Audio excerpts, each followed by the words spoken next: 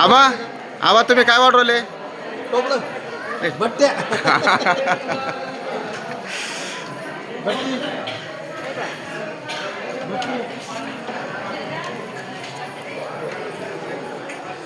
हा पंक्तीत तू काय करवली? तू काय करवली पंक्तीमध्ये?